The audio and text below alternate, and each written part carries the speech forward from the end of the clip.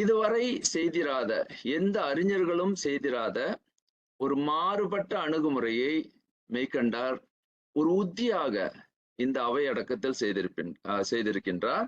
அப்ப நம்ம இங்க இன்று என்ன பார்க்கவிருக்கின்றோம் என்றால், இந்த மெய்கண்டாரினுடைய இந்த அணுகுமுறை இதுவரை எந்த எழுத்திலும் காண முடியாத அளவிற்கு ஒரு நுட்பத்தினை கொண்டிருப்பதை நம்ம இங்க பார்க்க போகிறோம்.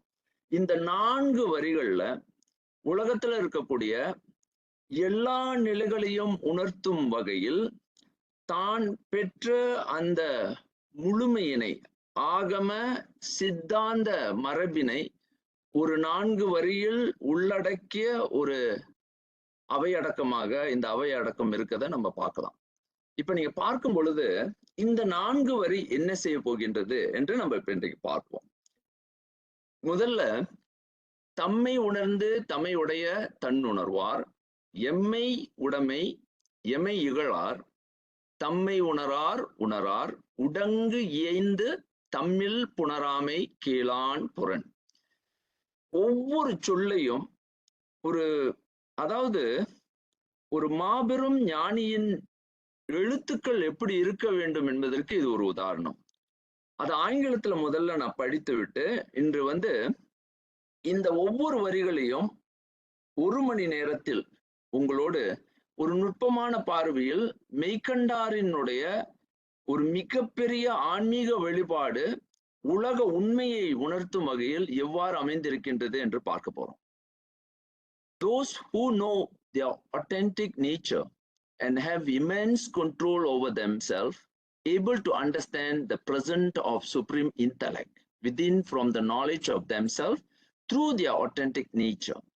They will not revile me and my work because they seeing the same self-illumination as me or in agreement with my depth of truth. Conversely, those who disagree with their authentic self and rely on superficiality will be unable to know their supreme intellect and will naturally be in disagreement with themselves. Those who have not ventured thus and attained self-illumination will not be able to understand this text. Their abuse I hear not. If such scholars criticize it, I will not entertain their criticisms. இது ஆங்கிலத்துல படிக்கும் பொழுது இது வரைக்கும் எந்த ஆங்கில அறிஞர்களும் பேசாத ஒரு நுட்பத்தை நாம் பார்க்கின்றோம். இதை நான் ஒரு இன்னொரு அணுகுமுறையில் பார்க்க வேண்டும் என்ற அந்த கண்ணோட்டத்தை இதற்கு முன்பு இதை செய்திருக்கின்றோம். ஆனா இந்த பார்வையில் நாம் இதுவரைக்கும் அணுகாத ஒரு பார்வையை நாம் பார்க்கின்றோம். உண்மை என்பது ஒரு மனிதனுடைய உண்மை, இந்த பிறப்பின் உண்மை, இந்த வாழ்க்கையில நாம் இருக்கக்கூடிய ஒவ்வொரு உயிரின் பிறப்பினுடைய உண்மையை எவ்வாறு இந்த 4 வரிகள்ல விளக்குறார் அப்படின்றத நம்ம பார்க்க போறோம். உண்மையின் ஆய்வு சுயத்திலிருந்து தொடங்குகிறது அப்படின்னு நம்ம உணர்வதற்கு இந்த தம்மை உணர்ந்து என்ற அந்த கருத்தை நாம் உள்வாங்கும் பொழுது நம்ம பார்க்கலாம். The investigation of truth begin with being the self. அதாவது இதற்கு முன்பு நம்ம எப்படி பார்த்தோம் அப்படின்னா, I am being in the existence, therefore I am. நான் இருப்பதனால், நான் இருக்கின்றேன் என்பதனால் நான் இருக்கின்றேன் என்ற அந்த உண்மையினை சொல்லி அவர் என்ன சொல்றாருன்னா, I am the essence of what therein. அப்படின்னா நான் இங்க இருக்கக்கூடிய உண்மையின் விளக்கம், என் உள்ளே இருக்கக்கூடிய, என் உள்ளே நடக்கக்கூடிய உண்மைகளுக்கு, என் உள்ளே இருக்கக்கூடிய ஒவ்வொரு உண்மையினும், அந்த உண்மையினையும் நான் பார்க்கின்றேன், நான் உணர்கின்றேன் அப்படின்னு சொல்லி, and therefore I am self-evidencing my existence அப்படின்னு சொல்றாரு. அதாவது இதை நான் தமிழ்ல பிறகு அழகா விளக்குறேன். ஏன் ஆங்கிலத்துல சொல்றேன்னா, இதுல என்ன ஆங்கிலம் ஏன் இதுல பகிரப்படுகின்றது அப்படின்னா, ஆங்கிலேயர்களுடைய சிந்தனைகள் இன்று இருக்கக்கூடிய உலகத்தில் இருக்கக்கூடிய அத்தனை அறிஞர்களினுடைய ஒட்டுமொத்த ஒரு தெளிவினை எவ்வளவு எளிமையாக ஒரு வரியில் ஒரு அறிஞர் சொல்ல முடியுமானால் இந்த வரிகளை தான் நான் முதல்ல எடுத்து உலகத்திற்கு சொல்ல வேண்டும். இது முன்பே நான் எடுத்து காட்டிவிட்டேன். டேகார்ட்ஸ் there exists, I am exist, therefore I am அப்படின்னு சொல்லி கொஜித்தோ எர்கோ சாம் அப்படின்ற ஒரு வார்த்தையை அவர் உலகத்திற்கே அறிமுகப்படுத்தினார். அப்படிப்பட்ட கணித அறிஞர்களில் முதன்மையாக புதிய கணித உலகிற்கு கணிதத்தை அறிமுகப்படுத்திய டேக்கார்ட்டினுடைய அந்த வரிகளை எவ்வாறு அதற்கு முன்பே வந்து நம்மளுடைய அறிஞர் மெய்கண்டார் எவ்வளவு தெளிவாக எடுத்து உலகிற்கு சொல்லி இருக்கின்றார் என்றதை நம்ம பார்க்கிறோம். அதாவது இங்க என்ன இந்த வரிகளை நாம் புரிந்து கொள்ளும் பொழுது முதல்ல நாம் என்ன தெரிந்து கொள்ளணும் அப்படின்னா, நம்ம உடம்பை முதல்ல சிந்திக்கிறோம். இது முதல்ல நான் உடம்பை பொருளாக வைத்து நான் உங்களுக்கு இந்த கருவை விளக்குறேன். இது என்ன சொல்ல வருகின்றது அப்படின்னு நீங்க பாத்தீங்கன்னா, அதாவது நம்ம உடம்புல பல்வேறு நிலைகள்ல பல இயக்கங்கள் நடந்து கொண்டே இருக்கின்றது. இந்த ஒவ்வொரு இயக்கத்தையும் நான் என்ன செய்துகின்றேன், அதாவது ஒரு உடம்பு உள்ள பல உறுப்புகள் இருக்கு, பல பாகங்கள் இருக்கு. அந்த பாகங்கள்ல ஒவ்வொரு உறுப்புகளும் வெவ்வேறு நிலையில இயங்கி கொண்டிருக்கு. இந்த இயக்கத்தை வந்து உறுதியாக நான் இயக்கவில்லை. இந்த ஒவ்வொரு இயக்கமும் நாம் பார்க்கக்கூடிய இங்க அதாவது அதாவது ஜீரண இயக்கமாக இருக்கலாம், அல்லது நீங்க பார்க்கக்கூடிய நமது மூச்சின் இயக்கமாக இருக்கலாம், அல்லது நீங்க பார்க்கும் பொழுது இரத்த ஓட்ட இயக்கமாக இருக்கலாம். அதுபோல நம்மளுடைய அதாவது இருக்கக்கூடிய ஈரலாக இருக்கட்டும், கல்லீரலாக இருக்கட்டும், நுரையீரலாக இருக்கட்டும், இதயமாக இருக்கட்டும், இந்த ஒவ்வொரு உறுப்புகளும் நம் உள்ளே இயங்குகின்றது. இதை நம்ம பார்க்கிறோம். அது எப்படி பார்க்கிறோம் அப்படின்னு சொன்னா, அந்த இயக்கம் இயங்கி கொண்டே இருக்கு. அந்த இயக்கத்தை நாம் எப்படி உணர்கின்றோம் அப்படின்னு பாத்தீங்கன்னா, நம்மளுடைய இதய துடிப்பு, சுவாசம், தன்னியக்க செயல்கள், நானே இயக்குகின்றேன் அப்படின்ற ஒரு செயல் இருந்தாலும் என்னை மீறிய சில செயல்கள் என் உடம்பின் உள்ளே நடந்து கொண்டே இருக்கின்றது. அப்ப அந்த மாதிரி நடக்கும் பொழுது அந்த ஒவ்வொரு செயல்பாடுகளும் எனது கட்டுப்பாட்டிற்கு அப்பாற்பட்ட செயலாக இருக்கு. அப்ப அப்படிப்பட்ட எனது கட்டுப்பாட்டிற்கு அப்பாற்பட்ட அந்த செயல்களையும் நான் என்ன செய்கின்றேன் அப்படின்னு பாத்தீங்கன்னா, செல்ஃப் எவிடன்சிங், அதாவது தம்மையுடைய நான் என்ன செய்கின்றேன் அப்படின்னா, இது ஒவ்வொன்றையும் உறுதிதான் படுத்திக்கிட்டு இருக்கேன். ஆமா, என் உள்ளே வந்து இதயம் துடிக்கின்றது. ஆம், என் உடம்பில் எனது ஜீரண இயக்கம் உண்ணும் பொழுது, எனது உணவை நான் வந்து உள்ள அனுப்பும் பொழுது அந்த உணவு வந்து தானாகவே அது இயங்கி அது என்னென்னலாம் செய்யப்பட வேண்டுமோ எனது அதாவது உணர்வின்றி, அதாவது எனது எழு உணர்வு, அந்த கான்சியஸ்னஸ் சொல்லுவாங்க, அந்த கான்சியஸ்னஸ் இல்லாமலே அது என் உள்ளே நடந்து கொண்டே இருக்கு. இதெல்லாம் நான் எப்படி உணர்றேன் அப்படின்னு கேட்டீங்கன்னா, இதுக்கு பேர் வந்து நான் இந்த ஆங்கிலத்துல சொல்லக்கூடிய தம்மையுடைய அப்படின்ற அந்த சொல் செல்ஃப் எவிடன்சிங். தற்சான்றாக உடனிருக்கும் கட்டமைவை நான் உள்ளே வைத்திருக்கின்றேன். அப்படின்னா என்ன அர்த்தம்னா, ஒவ்வொன்றுக்கும் நான் சான்று தான் சொல்ல முடியும். ஆமாம், என் உள்ளே நடக்கின்றது. அப்ப நான் ஒவ்வொரு விஷயத்தையும் என் உடம்பு என்னை மீறிய உண்மைகளை நான் வந்து என்ன செய்கின்றேன் என்றால், நான் வந்து உறுதிப்படுத்துகின்றேன். ஆமாம், என் உள்ளே நடக்கின்றது. இது நடக்கின்றதா? ஆம், என் உள்ளே நடக்கின்றது. அப்படின்னா ஒவ்வொரு என் உடம்பு உள்ளுக்கு நடக்கக்கூடிய ஒவ்வொரு உண்மைகளும் எனக்கு அப்பாற்பட்டு செயல்பட்டு கொண்டிருந்தாலும் அந்த செயல்பாடுகளை நான் எப்படி உணர்கின்றேன் அப்படின்னு பாத்தீங்கன்னா, ஒவ்வொன்றாக நான் உறுதி செய்கின்றேன். ஆம், உண்மை. அப்போ இதற்கு என்ன செய்கிறேன்னா, ஒரு தற்சான்று தான் கொடுக்க முடியும். ஆமா, என் உள்ளே இது நடக்கின்றது. எப்படி எனக்கு தெரியும்? அது இயங்குது. அது இயங்க நான் அதை உணர அது என் உள்ளே வந்து அது நடத்தப்படும் ஒவ்வொரு செயல்களையும் நான் அங்கு ஒரு பார்வையாளனாக ஒரு சாட்சி மாத்திரையில் அப்படின்ற ஒரு வார்த்தையை நான் உங்களுக்கு இங்க அறிமுகப்படுத்துறேன். சாட்சி மாத்திரையில் நான் உணர்கின்றேன். ஐ எம் விட்னஸிங் அப்படின்ற வார்த்தை. அதாவது இங்க பாத்தீங்கன்னா, affirming every uncontrollable activities like heartbeats, breathing, auto responses. தானே இயங்குகிட்டு அந்த இயங்கும் அந்த ஒவ்வொன்றையும் என் உடம்புல என்னை மீறி நடக்கின்றது. இது எதுவும் என் கட்டுப்பாட்டில் இயங்குதா? இல்ல, எதுவுமே என்னுடைய கட்டுப்பாட்டுல இயங்கல. அப்ப இங்க என்ன பார்க்கின்றேன் என்றால், என் உள்ளே இருக்கக்கூடிய இந்த எசன்ஸ் ஆஃப் வாட் தேர் இன், என் உள்ளே இது என்று நான் நினைக்கக்கூடிய உண்மைகள், சில உண்மைகள் எனது கட்டுப்பாட்டுக்கு இருக்கு, சில உண்மைகள் எனது கட்டுப்பாட்டை கடந்து நிற்கின்றது.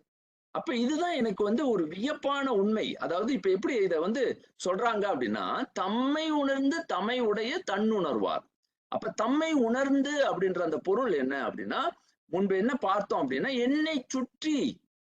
என்னை சுற்றி நடக்கக்கூடிய உண்மைகள், என் உள்ளே நடக்கின்ற உண்மைகள், நான் எனது என்று நினைக்கக்கூடிய அந்த உண்மைகள், நான் அந்த எனதுன்னு நினைத்து கொண்டிருக்கும் அந்த உண்மைகள் எல்லாவற்றையும் நான் என்ன செய்கின்றேன் என்றால் உறுதிதான் படுத்துறேன். ஆமா, என்கிட்ட இதெல்லாம் நடக்குது. ஆமா, இது உள்ளே என் உள்ளே இப்படி இருக்கு அப்படின்றத உறுதிப்படுத்துறேன். இது நான் நடத்தல. அந்த நடத்தும் அந்த இதை வந்து நான் உறுதிப்படுத்தி கொண்டே இருக்கின்றேன். அப்போ இங்க பாத்தீங்கன்னா இதுதான் செல்ஃப் எவிடென்சிங் மை எக்ஸிஸ்டன்ஸ். ஆம், நான் இருக்கின்றேன் என்ற அந்த உணர்வை நாம் பெறுகின்றோம். அப்ப இந்த உணர்விலிருந்து நாம் என்ன பார்க்கின்றோம் அப்படின்னு சொன்னா, இந்த உணர்விலிருந்து நம்ம அடுத்த நிலையில இப்போ ஒரு கேள்வி கேட்கிறேன். இது வந்து குழந்தைகளுக்கு நம்ம பாடமா எடுக்கும் பொழுது இதை பார்க்கலாம். நீங்க இதை பயன்படுத்திக் கொள்ளலாம். இந்த சிந்தனையை நீங்க உங்க உள்ளத்திலேயே முதல்ல உணரணும். ஏன்னா இது வந்து தம்மை உணர்தல் என்ற, நாம் வந்து மற்றவர்களுக்கு சொல்வதை விட முதல் நாம் இதை எப்படி உணர்கின்றோம் அப்படின்றது தான் முக்கியமான ஒரு பங்கு. அதாவது இங்க என்ன சொல்றாருன்னா, நீங்கள் நீங்களாக வாழ்வதற்கு எண்ணற்ற அறியப்படாத நபர்களின் துணை தங்களுக்கு தேவையாகின்றது.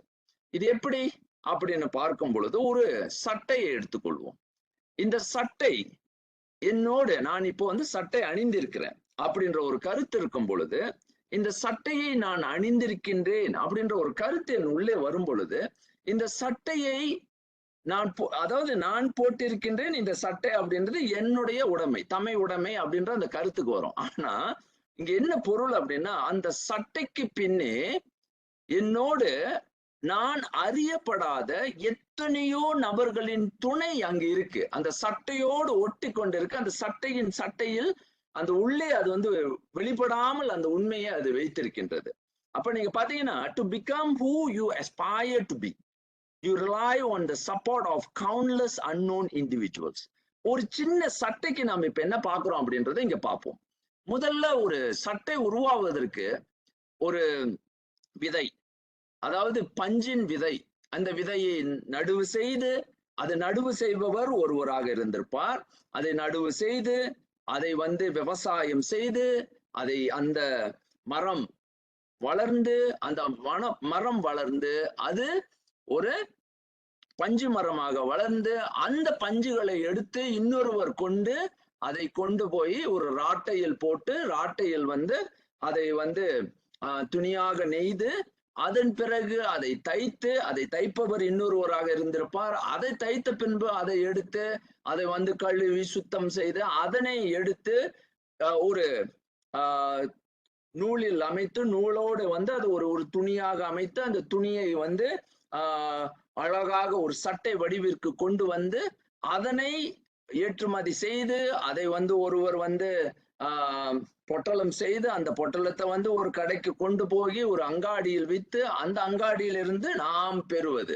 இப்ப இங்க இந்த பார்க்கும் பொழுது இதுல எத்தனை நான் பார்க்கப்படாத, என் கண் முன்னுக்கு தெரியாத, என் கண் முன்னிற்கு வராத எத்தனையோ துணை வந்து அங்க இருக்கு. அப்ப நான் ஒரு சட்டையை அணிந்திருக்கேன் அப்படின்னும் பொழுது, இப்ப நான் வந்து என்ன நினைக்கிறேன், இதெல்லாம் நான் என்னால் தான் நடக்குது அப்படின்னு எப்பொழுதும் என்னுடைய எண்ணங்கள்ல இருக்கும் பொழுது, ஆனா நான் ஒன்று மட்டும் மறந்துடுவேன். இந்த ஒரு சட்டை அணிவதற்கு, இந்த சட்டைக்கு பின்னே எனக்கு எத்தனையோ நபர்கள் இந்த சட்டையை உருவாக்குவதற்கு காரணமாக இருந்திருக்கின்றார்கள். அந்த ஒவ்வொரு நபர்களினுடைய துணையால் நான் இந்த சட்டையை இன்று என்னோடு, அது என் உடலில் நான் அணிவதற்கு காரணமாக இருக்கின்றார்கள் அப்படின்ற அந்த கருத்து வந்து நம் எண்ணத்துல என்னைக்குமே உதிக்காது. அப்ப இதுல என்ன நம்ம மறந்துடுறோம் அப்படின்னா, இங்க பின்னே இருக்கக்கூடிய, நமக்கு துணையாக இருக்கக்கூடிய நபர்களினுடைய அந்த பெரும் துணை, அந்த உதவி, அது வந்து நம்ம கண்களுக்கு தென்படாது. இதுதான் வந்து மெய்கண்டார் ரொம்ப அழகாக என்ன பண்றாரு அப்படின்னா, ஐயா நீங்க வந்து ஒரு உண்மையை புரிந்து கொள்ளவில்லை, தம்மை உணர்ந்து அப்படின்னா, நான் உணர்ந்துட்டேன்பா அப்படின்னு எல்லாரும் அப்படியே கண்ணை மூடிட்டு ஏதோ எனக்கு உணர்வு வந்துருச்சு, நான் என்னை தெரிந்து விட்டேன் அப்படின்னு நம்ம சொல்லுவோம். ஆனா அது அப்படி அல்ல. அவர் என்ன சொல்றாருன்னா, தம்மை அப்படின்னா என்னை சுற்றி உள்ள பெரும் உண்மைகள், என்னை சுற்றி நிறைய உண்மைகள் நடந்து கொண்டிருக்கு. அந்த என்னை சுற்றி எனது உறவினர்கள் இருக்கின்றார்கள், பல உயிர்கள், மரங்கள், செடிகள், கொடிகள், இப்படி எத்தனையோ. அது மட்டுமல்லாமல் இந்த பல உயிர்கள் பல்வேறு நிலைகள்ல என்னோடு தொடர்புக்கு வருகின்றன. அப்ப அந்த உயிர்களோடு நாம தொடர்பு கொள்ளும் பொழுது என்னுடைய உணர்வுகள் அந்த உயிர்களினுடைய உணர்வுகளை சுமந்து நிற்கின்ற அதே நிலையில் நான் இது எனது, என்னுடையது அப்படின்னு நான் சொல்லும் பொழுது தம்மை உடைய. அப்ப அந்த தம்மை இவர்களுடைய ஒவ்வொருவர்களுடைய துணைகளையும் நான் உள்வாங்கி நானாக இருப்பதற்கு. அப்ப இங்க என்ன நடக்கின்றதுன்னா தம்மை உடைய அப்படின்னு அந்த நிலையை உணர்ந்த பிறகு தன்னுணர்வார் அப்படின்னு, தன்னிலை உணர்வார் அப்படின்ற அந்த ஒரு பெரும் நிலையை நான் என்ன செய்கின்றேன் என்றால், இங்க என்ன செய்கின்றேன் அப்படின்னு பார்க்கும் பொழுது என்னால் தற்சான்றாக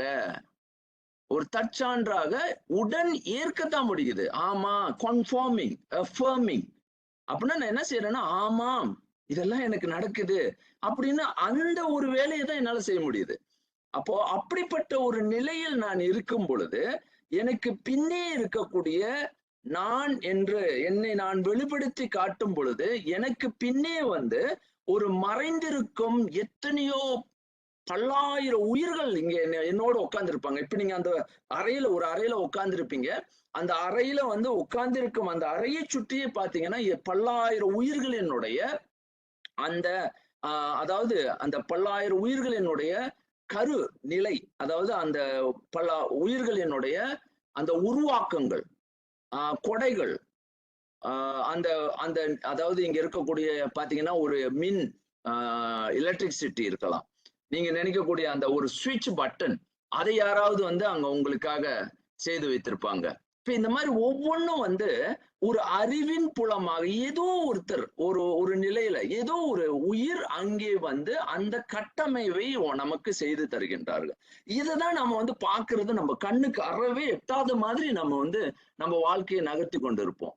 அப்ப நம்ம பார்க்கும் பொழுது என்னை சுத்தி நானாக இருப்பதற்கு, நான் எனது என்ற அந்த எனது எண்ணை நான் அடையாளம் காண்பதற்கு எனக்கு என்னை சுற்றி பல்லாயிரம் உயிர்களினுடைய துணை எனக்கு தேவையாகின்றது. அப்ப ஒவ்வொருவரும் இதைதான் பார்க்கும்போது நம்மை நாம் பார்ப்பதற்கு, என்னை நான் உணர்வதற்கு, என்னை நான் புரிந்து கொள்வதற்கு, என் உள்ளே நடக்கக்கூடிய பெரும் பெரும் உண்மைகளை நான் தெளிவாக்கி கொள்வதற்கு, நான் உறுதிப்படுத்திக் கொள்வதற்கு எனக்கு பல்லாயிரம் உயிர்களினுடைய துணை தேவை அப்படின்னு. அப்ப இந்த துணை பல்லாயிரம் உயிர்கள் மட்டுமல்ல, அந்த உயிர்களினுடைய அறிவு, அந்த உயிர்களினுடைய சக்தி, ஆற்றல், இந்த ஒவ்வொன்றும் என்னை சுத்தி என்னை சூழ்ந்து காக்கின்றது. அப்ப நீங்க இத முதல்ல இந்த கருத்தை புரிஞ்சுட்டீங்கன்னா இப்ப தெய்வங்கள்னா என்னன்னு புரிஞ்சிடும். இந்த கருத்திலேயே ஒரு உள்முகமாக தெய்வங்கள் உங்களை இப்ப நீங்க நினைக்கும் போது உயிர்களை தான் பாக்குறோம். இப்ப நம்ம பார்த்து கொண்டிருப்பதெல்லாம் உயிர்கள். இந்த உயிர்கள் ஏற்ற நமக்கு இப்ப என்னுடைய சட்டையாக இருக்கட்டும், நான் இன்று இருக்கக்கூடிய இந்த அறையாக, இதுல கல், என்னுடைய பாத்தீங்கன்னா சுவர், என்னை சுற்றி இருக்கக்கூடிய மேஜை, நாற்காலி, நான் உட்கார்ந்து இருக்கக்கூடிய ஒவ்வொரு பொருளுக்கும் பின்னே ஒரு அறிவு ஊடகமாக அங்க ஒரு பொருளாக அங்க உருவாக்கப்பட்டு அந்த உருவாக்கத்தின் அடிப்படையில நான் என்னுடைய இயக்கத்தை நான் தொடர்ந்து செய்து கொண்டிருக்கின்றேன் அப்படின்றத நான் உணர்றேன். அப்ப இந்த உணர்வு பாருங்க, இந்த உணர்வை அவ்வளவு ஆழமாக மெய்கண்டார் தொடர்றார். அந்த ஒரு வரியில தொடர்றார்.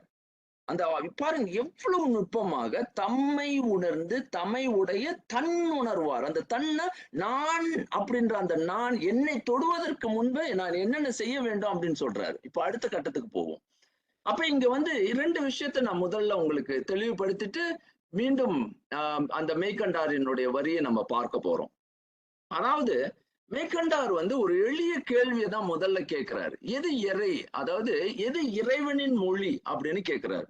இன்று பல்வேறு நிலைகள்ல அடித்து கொண்டு என்னோடது மொழிதான் சிறந்த மொழி, இந்த மொழி இறைவனுக்கு உரிய மொழி அப்படின்னு பல்வேறு நிலைகள்ல நம்மளுடைய சார்புணர்வை நாம் வெளிப்படுத்தி என்னது பெரிது, நான் பெரியவன் அப்படின்னு, எனது பெரியது, நான் என்னோடு சார்ந்திருக்கும் பொருள் ரொம்ப பெரிது அப்படின்னு அந்த பெருமையை பேசி பேசி நாம் நம்மை நாமே அந்த இறை நிலையை புரியாது புணராது புரியாது நாம் செயல்பட்டு இருக்கோம். அப்ப இதை எவ்வளவு அழகாக நம்ம புரிந்து கொள்ளணும் அப்படின்னா, எந்த நிலையிலாக இருக்கட்டும், யாராக இருக்கட்டும், எந்த உயிராக இருக்கட்டும், இறைமொழி என்பது 2 தான்.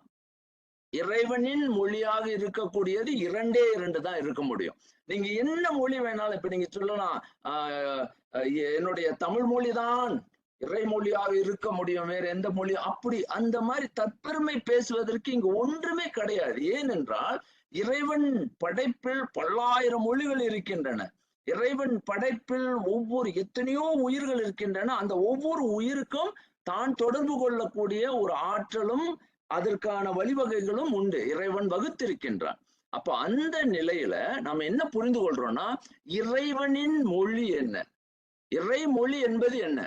அப்ப இறைமொழி என்பது 2 தான். ஒன்று இயற்கை, அடுத்து அந்த இயற்கையினுடைய செயல்பாட்டில் அமையக்கூடிய அந்த இயற்கையினுடைய வெளிப்பாடு எவ்வாறாக நாம் இன்னொரு நிலையில் இறைவன் நமக்கு அந்த இறைநிலையை உணர்த்த முடியும். இறைவன் இருக்கின்றான், இறைவனுடைய செயல்கள் என்னை ஆளுகின்றன அப்படின்ற அந்த உணர்வு எப்பொழுது எனக்கு தோணும் என்றால், 2 மொழிகள்ல தான் அவர் இறைவன் நம்மோடு தொடர்பு கொள்கின்றார். ஒன்று இயற்கை, மற்றொன்று காலம்.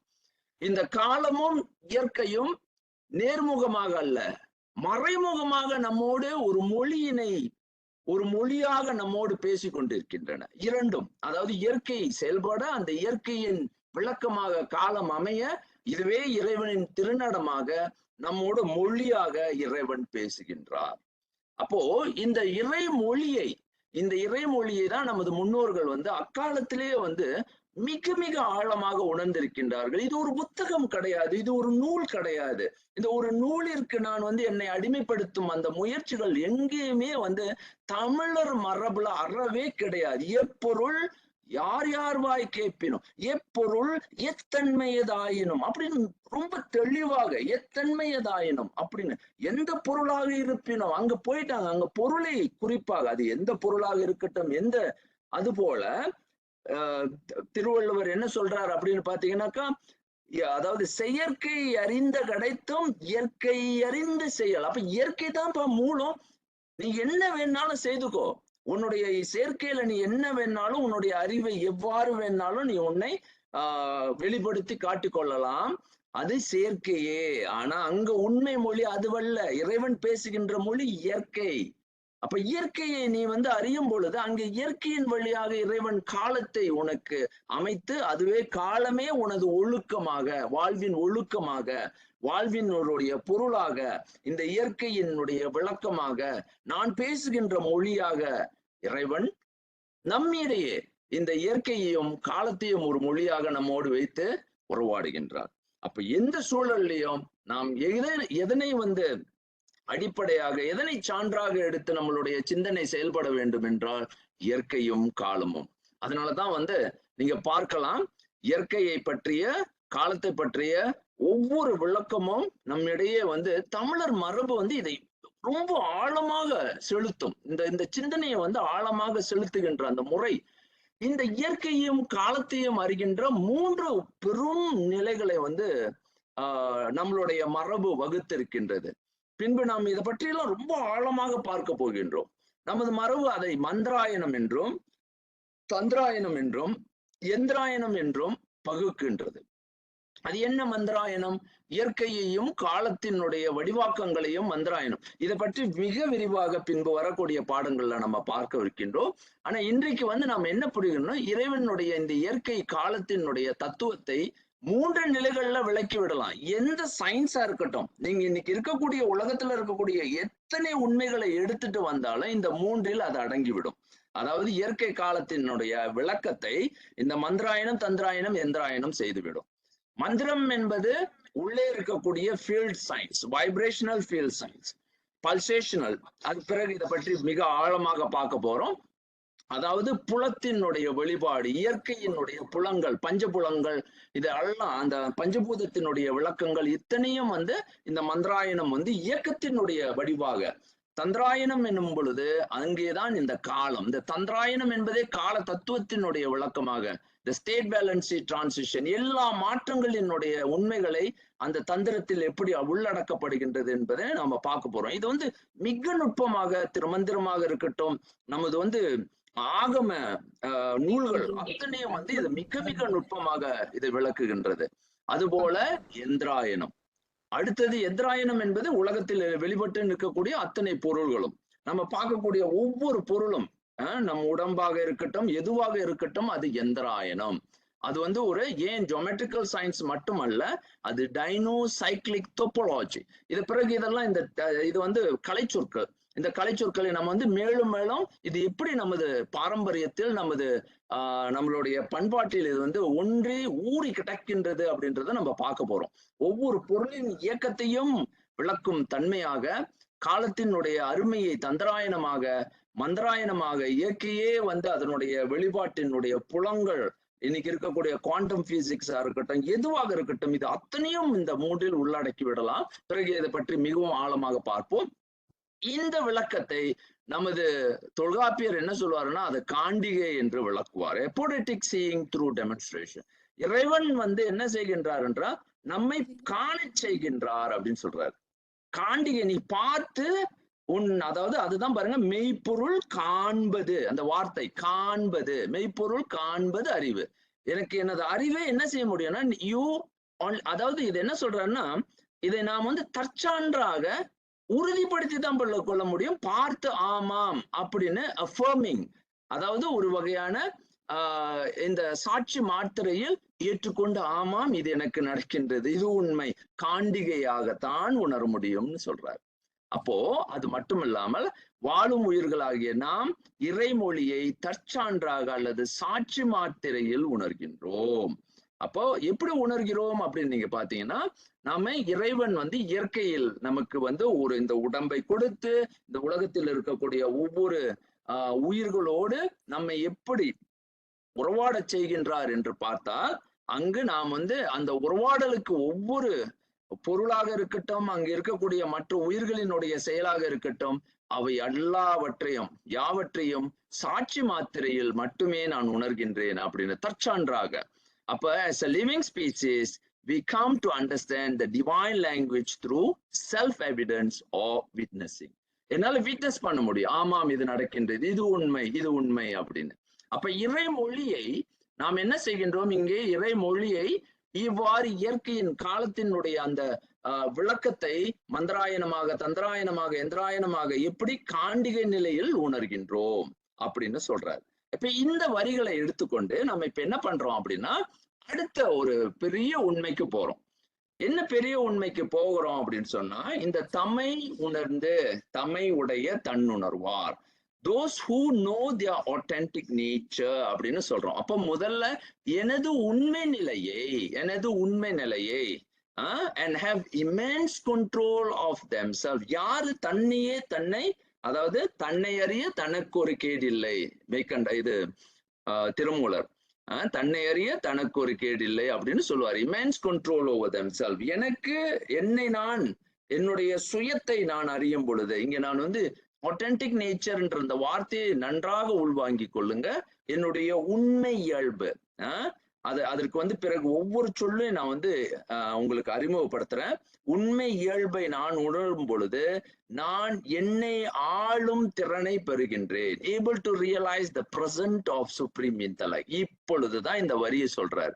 இந்த தம்மை உடையன்ற ஒரு சொல்லுல ஒரு உள் பொருளாகவே ஒரு பெரும் விளக்கத்தை வெளியே கொண்டு வந்துருவார் மெய்கண்டார். எப்படி சொல்றாருன்னா, இப்படி ஒவ்வொரு நிலைகள்லையும் உனக்கு நீ என்ன செய்கின்றாய் பார்க்கும் பொழுது உன்னுடைய ஒவ்வொரு செயல்கள்லையும் நீ என்ன செய்து கொண்டிருக்கின்றாய், தற்சான்றாக அந்த தற்சான்றின் வழியாக நான் எனக்கு இது நடக்கின்றது, என்னை நான் இப்படி உணர்கின்றேன் அப்படின்னு சொல்லும் பொழுது within from the knowledge of themselves, knowledge through their authentic nature. இப்ப இங்க என்ன கேள்வி அப்படின்னா, என்னுடைய சுய இயல்பு என்ன, நான் யார் அப்படின்ற அந்த கேள்வி அது உள்ளுக்கே வைத்து அதனுடைய விளக்கமாக அங்கே இறைவனினுடைய அந்த பேர் உணர்வு ஒருவருக்கு கிட்டும் பொழுது அவர் என்ன செய்ய முடியுமானால், அவர் தன்னை ஆளுபவராக தன்னாளுமை பெற்றவராக இருப்பதோடு மட்டுமல்லாமல் அவர்கள் என்ன செய்கின்றார்கள்? அந்த தன்னாளுமையினுடைய விளக்கமாக இறைவன் என்னோடு இருக்கின்றார் என்ற அந்த உண்மையை அவங்க புரிந்து கொள்ள முடியுது. அப்ப இத என்ன சொல்றாரு அப்படின்னா, இத திருநாவுக்கரசர் ரொம்ப அழகாக விளக்குறார். காண்பாரார் கண்ணுதலாய் காட்டாக்காலே அப்படின்னு சொல்றாரு. இந்த ஒரு வரி நான் நினைக்கிறேன் தமிழ் உலகு மட்டுமல்ல, உலகத்தில் இருக்கக்கூடிய பெரும் உண்மையை ஒரு நிலையில விளக்கிறோம். காண்பாரார் கண்ணுதலாய் காட்டாக்காலே. யாருனால பார்க்க முடியும்?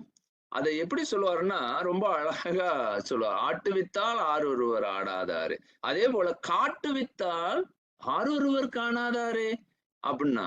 அப்போ இங்க என்ன சொல்றாருன்னா, இதெல்லாம் நீ பாக்குற, உன்னை சுத்தி எல்லாம் நடக்குது, எல்லாத்தையும் பார்த்துக்கிட்டே இருக்கீங்க. ஏதோ இது மரம், இதோ இது எனக்கு இப்படி நடக்கின்றது, ஏதோ பாரு இங்க என்னது கார் இருக்கின்றது, எனக்கு இது இருக்கின்றது, இப்படி எல்லா வகையிலையும் நான் பார்க்கின்றேன். ஆனா இங்க என்ன சொல்றாருன்னா, இந்த பார்வை, இந்த கண் உனக்கு எப்படி வந்தது? இந்த பொருளை நான் பார்க்கின்றேன், இது எனது, இது உனது, இது எனது அல்ல அப்படின்னு நீ எப்படி சொல்ல முடியுது அப்படின்னா ஒரு விளக்கத்துல சொல்றாரு. இப்ப நான் சொல்றேன், நான் என் கண்களின் வழியாக பார்க்கின்றேன் அப்படின்னு சொல்றான். அப்படின்னா என்ன அர்த்தம்? எனக்கு கண் இருக்குப்பா, நான் பாக்குறேன் அப்படின்னு சொல்றேன். அப்போ அவரு ஒண்ணு என்ன மறந்துட்டு சொல்றாருன்னா, என்ன புரிந்து கொள்ளல. அவர் எப்படி தன்னை உணர்ந்து கொள்ளலன்னா, ஐயா என் கண்களால நான் பார்த்து விட முடியுமா அப்படின்னா முடியாது. கண்கள் இருந்தாலும் அங்கே ஒளி வேண்டும். கண்களுக்கு ஒளி பொருந்தினால் மட்டுமே நீ பார்க்க முடியும். அந்த எளிய சிந்தனை நமக்கு இல்லை. நான் என்ன நினைக்கிறேன், நான் பார்க்கின்றேன். அப்ப ஏன் கண் பார்க்கின்றது? நான் சொல்லும் பொழுது அங்க நான் இல்லை. அங்க நானுக்கு அந்த நான் என்ற அந்த வார்த்தைக்கு பின்னால தம் என்ற அந்த சொல் வருது. தம்னா நான் மட்டுமல்ல, எனக்கு பின்னே ஒரு துணை இருக்கின்றது.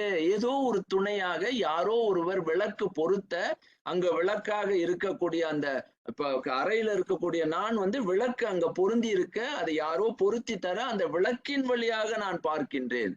அப்ப சூரிய ஒளி அங்கு இருக்கும் பொழுது சூரியனுடைய துணை கொண்டு நான் பார்க்கின்றன, என் கண்கள் பார்க்கின்றன அப்படின்றத நான் சொல்ல முடியும்.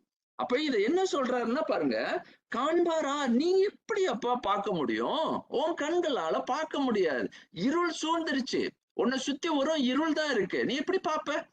எங்க பொருள் இருக்கு, என்ன இருக்குன்னு ஒன்னையே பார்க்க முடியாது, தன்னையே பார்க்க முடியாத நிலைமைக்கு நீ தள்ளப்படுவாய். அப்ப அந்த சூழல்ல அவர் கேட்கிறார், உன்னால உன்னையே பார்க்க முடியாத சூழல்ல உனக்கு என்ன வேண்டும்? கண்கள் இருந்தாலும் அந்த கண்களுக்கு ஒளி, அந்த ஒளி பொருந்த வேண்டும். அந்த ஒளி பொருந்தும் பொழுதுதான் உன்னால பார்க்கவே முடியும். அப்ப காண்பார், உன்னால பார்க்க முடியுமா? கண்ணுதலாய், அங்க ஒரு கண், உனது கண்ணின் ஊடே இன்னொரு கண் இருக்கின்றது. உன் கண்கள் பார்த்தாலும் அந்த கண்கள் பார்ப்பதற்கு இன்னொரு, அதற்கு விரிந்த ஒரு பார்வையை விரித்து, இதோ பார் படம் காட்டுவது போல அங்க விரித்து காட்ட, ஓ இது இன்னது, இது இவ்வாறு அப்படின்னு நான் புரிந்து கொள்கின்றேன் அப்படின்னு திருநாவுக்கரசருடைய அந்த பாடல் மிக மிக என்ன கேட்ட இவ்வளவு, அதாவது உலகத்தில இதெல்லாம் புரட்சிகள். இப்படிலாம் ஒரு வார்த்தைகளை நம்ம முன்னோர்கள் சொல்லியிருக்கின்றார்கள் என்றத, இதே ஆங்கிலேயர்கள்னா ஒவ்வொரு நாளும் அதை பாருங்க, இது இவ்வளவு ஆழமான, எவ்வளவு புலமைத்துவம், எவ்வளவு அறிவு, இங்க ஞானமே கொட்டி கிடக்கு. Who is able to see when the Almighty decides otherwise? நீ பார்க்க முடியுமா? முடியாது. காட்டப்பட்டால் தான். அதான் காண்பாரார் கண்ணுதலாய் காட்டாக்காலே. இத எப்படி மெய்கண்டார் விளக்குவார் அப்படின்றதெல்லாம் நம்ம பார்க்க போறோம். அப்போ இங்க என்ன ஒரு பொருளை அவ்வளவு நுட்பமாக இந்த ஒரு வரியில சொல்ல முயற்சி பண்றாரு அப்படின்றத நீங்க பாத்தீங்கன்னா, இந்த வரியை அவர் சொல்லும் பொழுது அத்துவிதம் என்ற ஒரு நுட்பமான டுவாலிட்டி இன் ஒன்னஸ், நீதான் பார்க்கின்ற ஒன்று என்று நினைத்து கொண்டு நான் தான் பார்க்கின்றேன், நான் தான் செய்கின்றேன், இது எனது உடல், இது எனது மூச்சு, இது எனது அதாவது இதயம், எனது எனது அப்படின்னு நான் எனதை வைத்து யோசிக்கும் பொழுது அதற்கு பின்னே ஒரு துணை இருந்து நகர்த்து கொண்டே இருக்கின்றது. அப்ப இந்த டுவாலிட்டி இன் ஒன்னஸ், அதாவது இரண்டாக உனக்கு பின்னே ஒரு துணை இருக்கின்றது. நீ வேண்டுமானாலும் வேண்டாம் என்று சொன்னாலும் உனக்கு பின்னே ஒரு துணை இல்லாது உன்னால் ஒரு செயலும் செய்ய முடியாது அப்படின்ற ஒரு நுட்பத்தையே காட்டுறாரு. அப்போ நான் வந்து ஒரு சார்புடைய எனது உயிரே எவ்வளவு சார்பின் அடிப்படையில் உருவாகியது அப்படின்ற அந்த உருவாகி அதனுடைய அந்த உருவாக்கம் அதோட செயல்பாடுகளே இயங்குது, அந்த இயக்கமே இயங்குது அப்படின்றத அவ்வளவு அழகாக சொல்றாரு. அப்ப seeing through the eye of supreme intellect, அப்ப என் கண்கள் வந்து அங்கு காட்டப்படுவதை பார்க்கின்றது. அப்போ அதாவது யார் ஒருவர் காண்பார், அப்ப இங்க பாக்குறாரு, அத காண்பாரார் கண்ணுதலாய் காட்டாக்காலே. அப்ப அதே போல இங்க என்னன்னா இந்த வரியில என்ன சொல்ல வரோம் அப்படின்றத இன்னொரு நன்றாக புரிந்து கொள்ளுங்க. இதுல வந்து அந்த ஆத்தென்டிக் நேச்சர் அப்படின்ற அந்த உண்மையில நான் என்ன செய்கின்றேன், இங்க சேகரிக்கிறேன். இது வந்து ஒரு கணித அடிப்படையில இருந்தாலும் இங்க நீங்க பாருங்க, இதுல செட் அப்படின்னா இது வந்து வட்டங்கள் இருக்கு. இங்க ஒரு பெரிய வட்டம், அதாவது ஒரு பெரிய ஒரு ஒரு ஒரு வட்டம் போட்டிருக்கோம். ஒரு பெரிய நிலையில ஒரு வட்டம் இருக்கு. அப்ப இங்க பாருங்க, இங்க என்ன இருக்கு அப்படின்றத நம்ம பாக்குறோம். இந்த இந்த Z என்ன எதுவாக இருக்கிறது அப்படின்னா, ஒன்றாய் அபேதமாக, அப்படின்னா இந்த டுகெதர்னஸ் அப்படின்ற ஒரு வார்த்தையை நமக்கு அது சொல்லுது. என்ன செய்யுது, இந்த ZZ எல்லாவற்றையும் உள்ளடக்கி நிற்கின்றது. இப்படி சொன்னா உங்களுக்கு புரியும். இந்த இங்க இருந்து வருவோம், இங்க உங்களுக்கு புரியும். செட் டி ஒண்ணு இருக்கு, இது தனித்து இருக்கு, இது தனியே இருக்கு. அப்போ நான் எனது உயிர் நான் வேறு மற்றவர்கள் வேறு அப்படின்னு நான் நினைக்கும் பொழுது, அப்போ என்னுடைய எண்ணங்கள் இவர்களை எல்லாத்தையும் புறக்கணித்து விடும். இவர்கள் என்னவர் அல்ல, இது எனக்கு வேண்டாம் அப்படின்னு நான் தள்ளும் பொழுது நான் மட்டும் இங்கே இருக்கின்றேன். அப்ப வேறாய், அதர்னஸ். அப்போ அடுத்தது இங்க ஒரு இந்த கருத்தை நீங்க பாருங்க. செட் ஏ செட் சி, இந்த ஏவியும் சியும் பாத்தீங்கன்னா இது உடன்பட்டு நிக்குது, ரெண்டுமே வந்து தொட்டு நிக்குது, ஒவ்வொன்றும் உடன்பாடு, ஏதோ ஒரு ரெண்டுக்கும் ஒரு உறவு இருக்கு. அத உடனாய், பேதா பேதம், விட்னஸ் அப்படின்னு சொல்ற. அந்த விட்னஸ் அப்படின்றது ரெண்டு பேரும் அங்க உடன்பட்டு நேர்பட்டு அங்க நிக்கிறாங்க. அடுத்தது நீங்க பாத்தீங்கன்னா இது உள்ளுக்கு இங்க இருக்கு, அதாவது செட் பி முழுமையில் பகுதி, உள்ளாய் அங்க ஒரு ஒரு பொருள் இருக்கு, பார்ட் இன் ஹோல், இன்னர்னஸ்.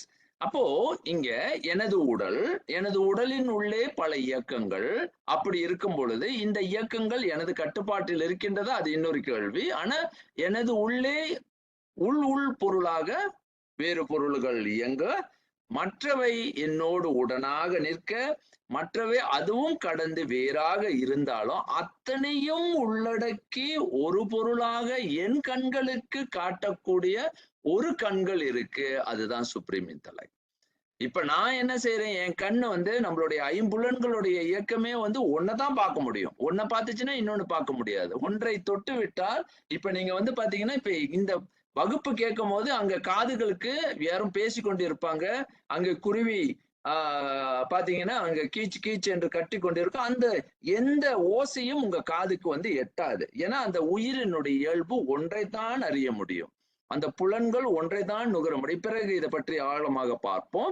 ஆனா இது எல்லாத்தையும் ஒன்றாக காட்டக்கூடிய ஒரே தொகுப்பாக, அப்ப அந்த அத்துவிதம் இருந்தால்தான் நாம் வந்து இந்த உண்மைகளை புரிந்து கொள்ள முடியும் அப்படின்னு இந்த ஒரு வரியில தம்மை உணர்ந்து தம்மை உடைய தன்னுணர்வார் அப்படின்னு சொல்றார்.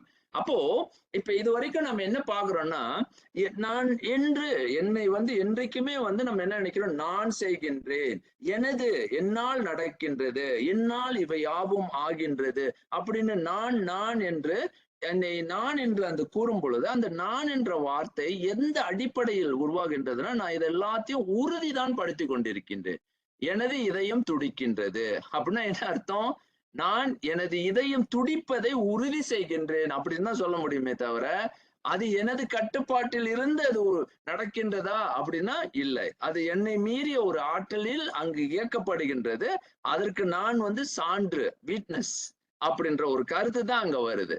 அப்போ இதுதான் அவர் என்ன சொல்றார், நீ இப்படி பார்த்தாயானால் நிச்சயமாக இறைவன் உன்னோடு இருப்பதை நீ புரிந்து கொள்வாய். அப்ப இறைவனை எவ்வளவு அழகாக நம்ம கிட்ட கொண்டு வந்து அதாவது எல்லாரும் இறைவனை எங்கேயோ வைத்து பார்ப்பார்கள். ஒரு கோவில்ல பார்க்கலாம், இல்ல இறைவன் வானுலகத்தில் இருக்கின்றார், இங்கே இருக்கின்றார், அங்கே இருக்கின்றார் என்று பல நிலைகள்ல பார்க்கக்கூடிய ஒரு மனிதன் கண்கள்ல இவர் என்ன செய்யறாரு, இதெல்லா கண்களையும் அப்படியே கொண்டாந்து ஒன்னா வச்சு, இல்ல உன்னோடு ஒன்றாக, அதாவது ஒன்றாய், அதே நேரத்துல உடனாக வேறாகவும் இறைவன் இருந்து உன்னோடு முழுமையாக உள்ளாய் நின்று அங்க உனக்கு இருக்கக்கூடிய அத்தனை இயக்கத்தினுடைய ஊடே இயக்கி உன்னை அசைத்து கொண்டிருக்கும் ஒரு பேரறிவாக இறைவன் நிற்க, நாம் என்ன பண்றோம், இதை எதுவுமே பார்க்காதது போல இன்றைக்கு எத்தனை நிலைகள்ல நம்மை எங்கெங்கயோ என்னுடைய பரிணாமங்கள் நான் தான் செய்கின்றேன், என்னால் நடக்கின்றது, என்னால் ஆகின்றது அப்படின்ற அந்த எண்ணம் ஒரு ஒரு உள்ளத்தில் அது உண்மை. அதை அவர் இறைவன் அதை தடை செய்யல. ஆனா இதே நேரத்துல நாம் எதை மறந்து செய்கின்றோம், தம்மை உணர்ந்து அப்படின்றது, அந்த ஆத்தென்டிக் நேச்சர், நான் யார், என்னுடைய நிலைமை, உண்மை நிலைமை என்ன அப்படின்றத, அந்த உண்மை சுயத்தினுடைய அந்த உண்மையினை நீ உணர்ந்தாயானால் அங்கே உனக்கு அந்த கண்ட்ரோல் அப்படின்றது எப்படி வருது அப்படின்னா பாருங்க, இத்தனை உதவிகள் இருந்தால்தான் எனக்கு நடக்கும். அப்ப இங்க தெய்வ புலங்களை இப்பதான் நம்ம உணர முடியுது. எதற்காக பஞ்சபூதங்கள், எதற்காக எனக்கு இவ்வளவு அதாவது துணைகளாக அமைக்கப்பட்டு இறைவனுடைய படைப்புகள் ஒவ்வொன்றும் எனக்கு எவ்வாறு துணை செய்கின்றன அப்படின்ற அந்த உண்மையை நம்மால உணர முடியும். அப்போ ஒரு வரியிலேயே உலகத்தில் இருக்கக்கூடிய அத்தனை உண்மைகளையும் ஒன்றாக கொண்டாந்து உனக்கு கண்ணோடு கண்ணாக இறைவன் இருக்கின்றான் என்ற அந்த இறை நிலையையும் உன்னோடு இறைவன் இருக்கின்றான். அப்ப இததான் நம்ம சுயத்தின் உண்மையை, நமது உண்மையை, அது ஒரு ஆய்வு என்பது எல்லாரும் இறைவனை காட்டுங்க அப்படின்னு சொன்னா, அதோ பாருங்க உலகத்தை பாருங்க வெளியே காட்டுவாங்க. அவர் உலகத்தை வெளியவே காட்டல, உள்ளேயே காட்டுறாரு. உங்க உள்ளுக்கே எல்லாமே இருக்கு, உள்ளேயே இறைவன் இருக்கின்றார். அதைத்தான் சொல்லுவாரு, உடம்பினை முன்னம் இழுக்கண்டிருந்தேன், உடம்பினுக்குள்ளே ஒரு பொருள் கண்டேன். உள்ள பாத்துட்டேன்ப்பா, உள்ளதான். அப்ப இது வரைக்கும் என்ன நினைச்சிட்டு இருந்தாங்க, இல்ல உள்ளம் வெளியேதான் இருக்கு போல இருக்கு அப்படின்னு வெளியே தேடிக்கிட்டு இருந்தது அப்படியே உள்ள கொண்டு வர்றாரு திருமூலர். அப்படியே உள்ள கொண்டு வந்தா, ஐயா இல்ல நீ தப்பு பண்ற, உடம்பினின் உள்ளே ஒரு பொருள் கண்டேன், அந்த உடம்பினின் உள்ளே ஒரு பொருள் கண்டேன், உடம்பினுக்குள்ளே உத்தமன் கோவில் கொண்டான் என்று. உடம்பினுக்குள்ளே உத்தமன் கோவில். அப்ப உன் உடம்பு உள்ளுக்கு இறைவன் இருக்கின்றான், அதை நீ புரிந்து கொள்ளல. உத்தமன் இருக்கின்றான். உத்தமம்னா என்ன அர்த்தம் தெரியுங்களா? அந்த எல்லாத்தையும் உத்தமமா செய்யக்கூடிய, உண்மையாக செய்யக்கூடிய, நேர்த்தியாக செய்யக்கூடிய, உனக்கு எது தேவையோ அதை நீ செய்து தரக்கூடிய. இப்போ உங்க உடம்பு நல்லா இயங்குதுன்னா யார் அதை செய்து கொடுத்துக்கிட்டு இருக்கா? நீங்களா? நிச்சயமாக இல்லை. அப்ப இதுக்கெல்லாம் அப்பாற்பட்ட நிலையில இறைவன் என் உள்ளே இருந்து அதை இயக்குவது, அந்த இயக்க நிலையை போறாங்க. உடம்புலே உத்தமன் கோவில் கொண்டான் என்று உடம்பினை யான் இருந்தோம்புகின். அப்ப உடம்பின் உள்ளே இருக்கக்கூடிய உண்மையினை அவ்வளவு அழகாக இந்த வரியில சொல்லிட்டாரு. அப்புறம் அடுத்தது என்ன சொல்றாருன்னு பார்ப்போம். இந்த வரியில அடுத்த வரியில என்ன பொருள் சொல்ல முயற்சி பண்றாரு அப்படின்னு நீங்க பாத்தீங்கன்னா, எம்மை உடைமை எமை இகழார். அருமையான ஒரு வரியில திருப்பியும் ஒரு ஒரு ஒரு ஆழமான ஒரு பதிலை இங்க சொல்றாரு. எம்மை உடைமை. அப்ப நீங்க என்னை எப்படி புரிந்து கொள்ள முடியும்? எனது எழுத்துக்களை எப்படி புரிந்து கொள்ள முடியும்? சிவஞான போதத்தை நீங்க எப்படி தெரிந்து கொள்ள முடியும்? நான் சிவஞான போதம் எழுதியிருக்கிறேன் அப்படின்னு யாராவது சொல்ல முடியும்? அவரு என்ன சொல்றாரு, இல்ல நான் எழுதல, எனக்கு கண்ணாக இருந்து இறைவன் உணர்த்தி நிற்கின்றான், நான் அதை உணர்ந்து கொண்டேன், அதை நான் உங்களுக்கு சொல்றேன் அப்ப அப்படின்னு சொல்றாரு. தம்மை உணர்வார் தம்மை உடைய தன்னுணர்வார்னு சொல்லிட்டு, எம்மை உடைமை, என்னை நீங்க எப்படி ஏற்றுக்கொள்வீங்க, என்னுடைய எழுத்துக்களை நீங்க எப்படி ஏற்றுக்கொள்வீங்க அப்படின்னு சொன்னா, எம்மை இகழார். ஏன் என்னை இகழ மாட்டார் அப்படின்னு சொன்னாங்கன்னா, இவரு சொல்றாரு பாருங்க, எம்மை உடைமை, என்னை நீங்க ஏன் ஏற்கணும், ஏன் என்னை நீங்க இகழ மாட்டீங்க அப்படின்னு உங்களுக்கு தெரியுமா அப்படின்னு கேக்குறாரு. எப்படி? இங்க பாருங்க, ஒரு மலை உச்சியில ஒருவர் போய் நின்று பார்த்து அங்கே கடல் இருக்கு, இந்த நிலையில நீர் கடல் இருக்கு அப்படின்னு ஒருத்தர் சொல்றாரு.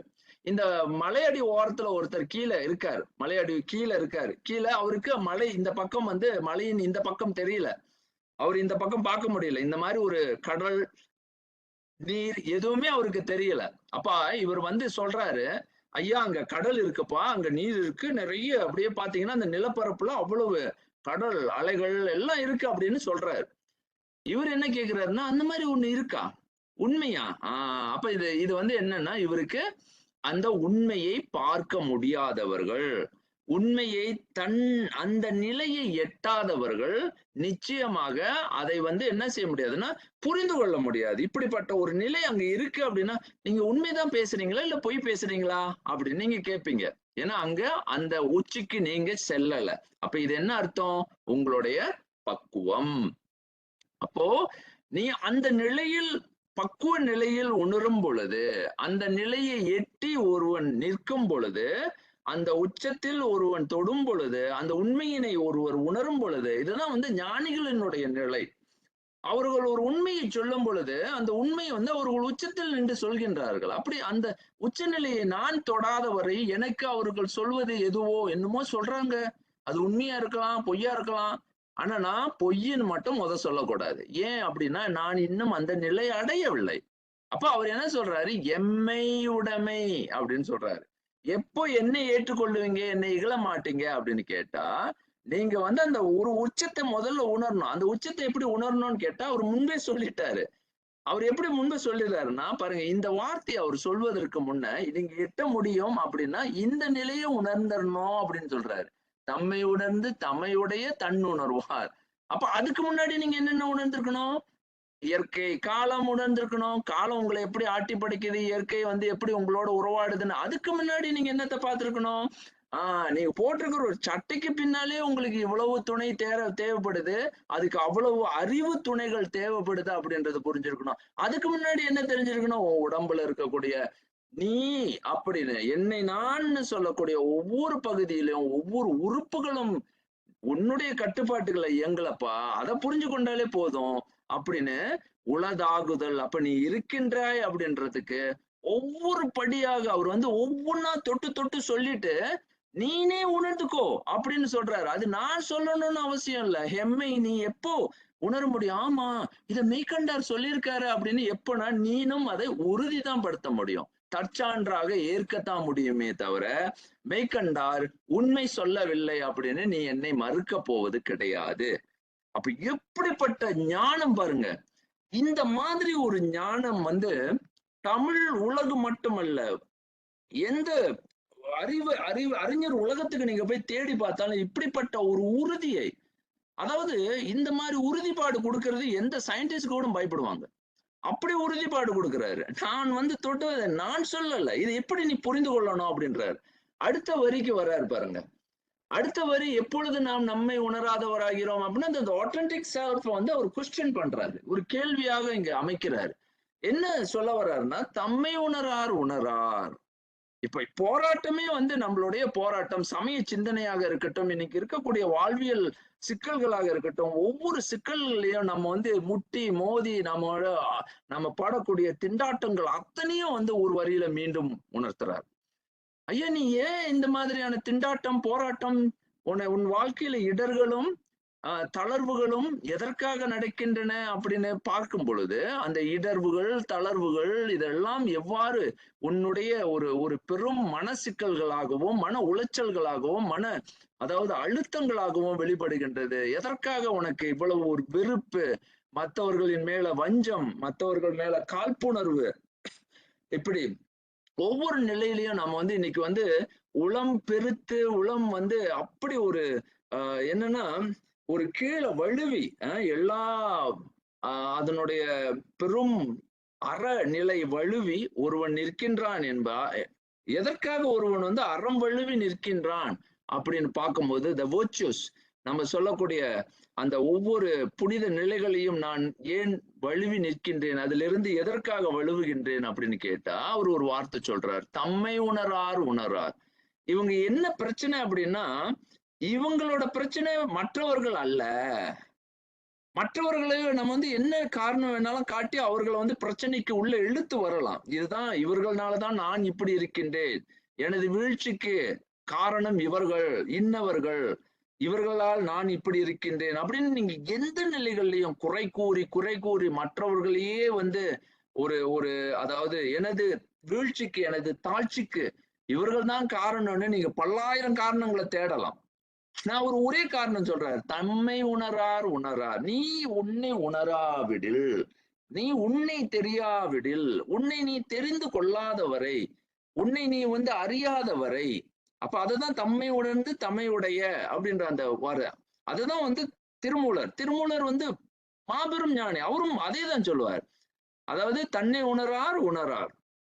அப்போ அதாவது தன்னை உணர்பவர்கள் என்னைக்குமே தன்னை அர்ச்சித்து நிற்பார்கள் அப்படின்ற ஒரு அழகான சொல்லியும் அவரும் அந்த அதாவது அந்த பாடல்ல அவருடைய திருமந்திரத்துல சொல்லுவார். ஆனா இங்க இன்னொரு வரியை நீங்க பாருங்க, எவ்வளவு அழகாக அதாவது பயன்படுத்தி இங்க அந்த அந்த மெய்கண்டாரினுடைய அடுத்த உச்சத்தை நீங்க பார்க்கலாம். உடங்கு இயந்து தமிழ் புணராமை அப்படின்ற ஒரு கருத்தை மீண்டும் வைக்கிறாங்க. இங்க என்ன பிரச்சனைன்னா, வெளியில வந்து பிரச்சனை இல்லப்பா, உள்ளதான் உன்னுடைய பகைதான் பெரும் பகை. நீ யாரு பகைத்து நிற்கின்ற அப்படின்னா இவர் இல்ல. இத பாருங்க, இந்த குப்புசாமி, இந்த தங்கசாமி, இந்த இவர்கள் அவர்கள்னு யாரையும் இன்னைக்கு வரைக்கும் நம்மளுடைய மரபை பாத்தீங்கன்னா எனக்கு இன்னும் வேதனையாக இருக்கக்கூடியது, நம்மளுடைய எல்லாரையும் குற்றம் குறை சொல்லியே நம்ம வந்து வாழ்க்கையை நகர்த்துவதுதான் நம்மளுடைய ஒரு ஒரு மேன்மைன்னு நினைக்கிறோம். இன்னைக்கு வந்து அந்த மாதிரி ஒரு கலாச்சாரத்தை உருவாக்குறாங்க. இவர் சரியில்லை, அவர் சரியில்லை, அப்படி அல்ல.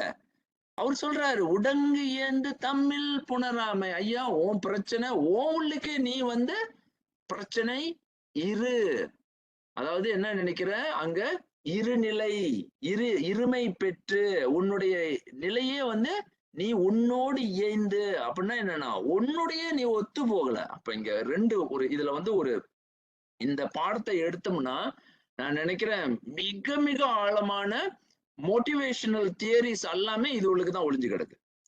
இந்த மோட்டிவேஷனல் அப்படின்னு சொல்லக்கூடிய தன்முனைப்பு தூண்டலுக்கான முக்கியமான வரியே இதுதான். இதை எடுத்து நான் பல நிலைகள்ல மாணவர்களுக்கு பயிற்சிகளாக கொடுத்திருக்கேன்.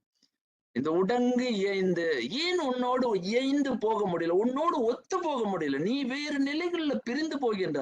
அப்படின்னா என்ன அர்த்தம்னா உன் உள்ளுக்கே வந்து பிரிவு நிலை இருக்கின்றது. நீனாக இருப்பதற்கு இல்லாமல் இருக்கின்றாய் என்றால் உன்னோடு இன்னொரு பொருளும் சேர்ந்திருக்கின்றது. அப்போ உனக்கு எதிரான சில செயல்பாடுகள் உன்னுள்ளேயே நடக்கின்றது. அப்ப பகைவன் என்பவன் உள்ளே இருக்கின்றான் அப்படின்ற கருத்தை அருமையா கொண்டாந்து உள்ள வைக்கிறார். அதுதான் பாத்தீங்கன்னா அந்த அருமையான கருத்து. இதுதான் முதல்லயே அவரு சிவஞான போதத்துல சொல்லுவாரு, கல்லால் நிழல் மலைவில்லார். அந்த வார்த்தையே மலைவில்லார். அந்த மலைவில்லார்னா என்ன அர்த்தம்? மலைவுகள் உண்டு. நீ வந்து உன்னை கீழே வீழ்த்துறதுக்கு நிலைகள் உண்டு, உன்னை வீழ்த்தும் சக்திகள் அங்கே உண்டு. அதை நீ எதிர்த்து நிற்கும் போதுதான் மலைவில், அந்த மலைவில்லாத ஒரு நிலையை அந்த வில்லார் அப்படின்னு அதை எதிர்த்து நிற்கக்கூடிய ஒரு பெரும் இறைநிலை அங்கு இருக்கின்றது. உன்னை சாய்த்து விடும், கீழே இறக்கி விடும் அப்படின்னு சொல்லி அந்த உடங்கு ஏந்து அப்படின்ற ஒரு வார்த்தையை சொல்றாரு. உன் உள்ளுக்கு தான் நீ உன்னால ஒத்து போக முடியல. எது கூட ஒத்து போக முடியல? ஏன் ஒத்து போக முடியல? யாரு கூட பகை? உன்னுடைய பகை யாரோடு நிற்கின்றது அப்படின்றத அதை சிந்திக்கும் அந்த வகையை நமக்கு மிக மிக நுட்பமாக அவர் கத்துக் கொடுக்கிறாரு. உடங்கு ஏய்ந்து உன் உள்ளே உன்னால் ஒத்து போக செல்ல முடியாமல் தமிழ் புணராமை. நீ வந்து உன்னுடைய வந்து புணர முடியல, உன்னோடு நீனாக மாற முடியவில்லை, நீ ஒருவனாக இருக்க முடியவில்லை உன்னோடு. அதுதான் வந்து இந்த வரியை மீண்டும் வலியுறுத்தும் சொல்லாக மாறுது. நான் இந்த வரியை திருப்பி சொல்றேன். அதாவது சுப்ரீம் இன்டலெக்ட்னு இருந்தாதான் இமென்ஸ் கண்ட்ரோல் ஓவர் தெம்செல்ஃப். ஒவ்வொருவரும் தன்னுடைய உணர்ந்து தன்னுணர்வார் அந்த ஆளுமை பெறுவதற்கு நீ என்ன வேணும்னா தமிழ் புணராமை. அப்ப இங்க வந்து இரு நிலைகள்ல அந்த மனம் போராடுது. இதை பார்க்க போறோம். இது ஏன் இந்த மாதிரியான இருமை நிலை பெற்று மனிதன் உள்ளே போராடுகின்றார் அப்படின்னு. உடங்கு ஏந்து Tamil புணராமை. Those who do disagree with their authentic self and rely on superficiality will be in disagreement with themselves. உள்ளொன்று வைத்து புறம் ஒன்று பேசுவார், உறவு களவாமை வேண்டும். Avoid relationship with those who are in disagreement with themself.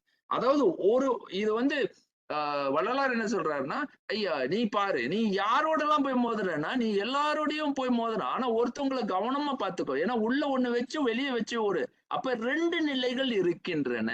அப்படி இப்பதான் இந்த ஒரு பொருட்சொல் வெளியே வருது பாருங்க. அப்ப யார் அந்த 2 பொருள்? உள்ளொன்று புறம் ஒன்று.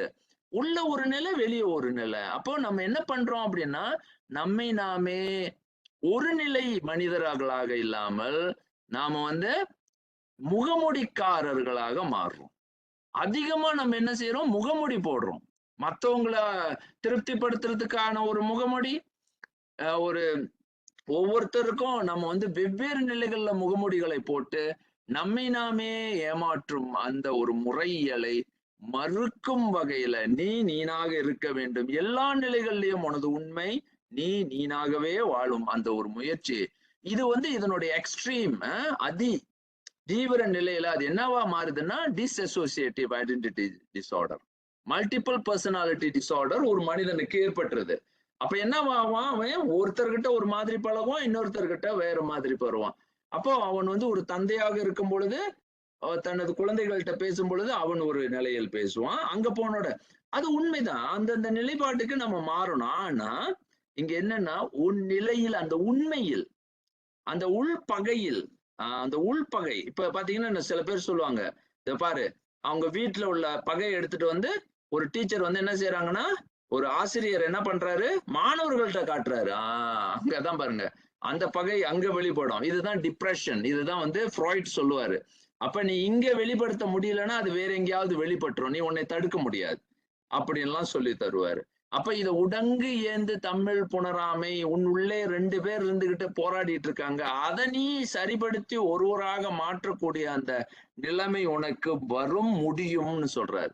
இதுதான் அருமையான ஒரு ஒரு ஒரு ஒரு மிகப்பெரிய உண்மையை வந்து வெளிப்படுத்தக்கூடிய ஒரு ஆற்றலாக இது வெளிப்படுது. ஒரு மனிதனுக்கு இருக்கக்கூடிய வந்து என்னைக்குமே என்னை நானாகவே வெளிப்படுத்துறேன். ஏன் ஒருத்தர்கிட்ட போய் ஒரு ஒரு ஒரு மாதிரியான குணங்களை காட்டுவது, இன்னொருத்தர்கிட்ட போய் இப்ப இதுக்கு வந்து நிறைய உதாரணங்களை காட்டலாம். காலையில நம்ம வந்து வெளியில எல்லாருக்கும் குட் மார்னிங் சொல்லுவோம், வீட்டுல வணக்கம், இல்ல காலை பாத்தீங்கன்னா எல்லாருக்கும் வணக்கம், இல்ல வரும் பொழுது ஒரு தாய் வருவாங்க, எதுக்கு வருவாங்க? அம்மா வணக்கம் அம்மா, அந்த வணக்கம் சொல்ல முடியாது. வெளியில பாத்தீங்கன்னா 10,000 பேருக்கு நம்ம வந்து அன்னைக்கே நோட்ஸ் அனுப்புவோம், அதே பாத்தீங்கன்னா வணக்கம் வணக்கம் வணக்கம் எல்லாருக்கும் வணக்கம் போயிட்டு இருக்கும். அப்படின்னா என்ன அர்த்தம்னா பாத்தீங்கன்னா, இதான் உள்ளொன்று புறம் ஒன்று. நான் ஒரு வெளியில வந்து ஒரு மனிதர்களை பார்க்கும் போது என்னை வந்து எல்லாரும் மதிக்கணும், உள்ள வீட்டுக்கு வந்தா நான் மத்தவங்களை மதிக்க மாட்டேன், மத்தவங்க இருக்கிற அந்த அவங்களுடைய எக்ஸிஸ்டன், அவங்களுடைய இருப்பியலை கூட நான் வந்து சீண்ட மாட்டேன் அப்படின்ற அந்த ஒரு பார்வையை நம்ம வந்து உருவாக்கி கொள்றோம். அப்ப இந்த பார்வைகள் எல்லாத்தையும் அவர் என்ன சொல்றாரு, இல்ல நீ வந்து உண்மையாக இருக்க கற்றுக்கொள், நீ வந்து எப்படி உன்னை எடுத்து செல்கின்றாயோ அதுதான் வந்து உனது உண்மையாக இருக்கணும். அப்ப இன்றைக்கு ஒரு முகம், நாளைக்கு ஒரு முகம், நாளானைக்கு ஒரு முகம், அப்படி இருக்கும் பொழுது இவர்களுடைய இவர்களோடு பழகுவது மிக மிக ஆபத்துன்னு சொல்றாரு. இவர்கள் வந்து மிக ஆபத்தானவர்கள், இவர்களோடு நாம சேர வேண்டாம் அப்படின்றது நம்மளுடைய மரபுல சொல்லுது. அடுத்தது இப்படி சொல்லிட்டு ஒரு அருமையான ஒரு முறைய வந்து அவங்க காட்டுறாங்க. என்ன அருமையான ஒரு விஷயத்த சொல்றாங்க அப்படின்னு நீங்க பாத்தீங்கன்னா, இதுல வந்து ஒரு அருமையான ஒரு நிலையை நாம எப்படி பாக்குறோம் அப்படின்னு பாக்குறோம். கொஞ்ச நேரம் அதே நேரத்துல ஓகே, பார்ட்டிசிபென்ட்ஸ் இது சில பேரோட மன்னிக்கணும், கொஞ்ச நேரம். சிவா திருச்சிற்றம்பலம். ஓகே, சரி. இங்க என்ன பாக்குறோம் அப்படின்னு பாத்தீங்கன்னா, அடுத்த நிலைகள்ல நாம என்ன பாக்குறோம் இந்த இடத்துல அப்படின்னு, எப்படி இன்னும் இன்னொருத்தர் இருக்கிறார், மன்னிக்கணும், இது 2 ஓகே, ஒரு நிமிடம். ஓகே, சரி. அப்போ இங்க நாம என்ன பாக்குறோம் அப்படின்னு சொன்னா, அடுத்த ஒரு வரியில நம்ம முதலுமாக ஒரு முழுமையாக ஒரு வரியை முடிக்கிறார். கேலாம் புறன். Their abuse I hear not. If such school criticize it, I will not entertain their criticism. நான் வந்து அவர்கள் எல்லாம் எதையும், இவர்களுடைய பேச்சுகளை நான் கேட்க போவதில்லை. அப்படின்னு எந்த வரியில இவரு சொல்றாரு, எந்த ஒரு ஒரு நிலைப்பாட்டுல சொல்றாரு அப்படின்னா, இத வந்து திருக்குறளை வைத்து நான் விளக்குறேன். இது எவ்வளவு அருமையான ஒரு சிந்தனை அப்படின்னு.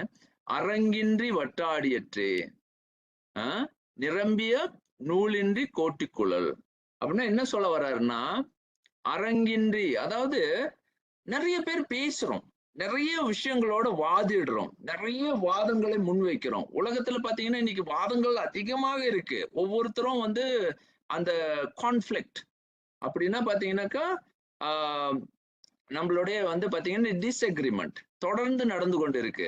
கருத்து வேறுபாடுகள், கருத்து இதுல வந்து ஒற்றுமைகள் இல்லாம போறதுக்கு ஒரு அடிப்படை.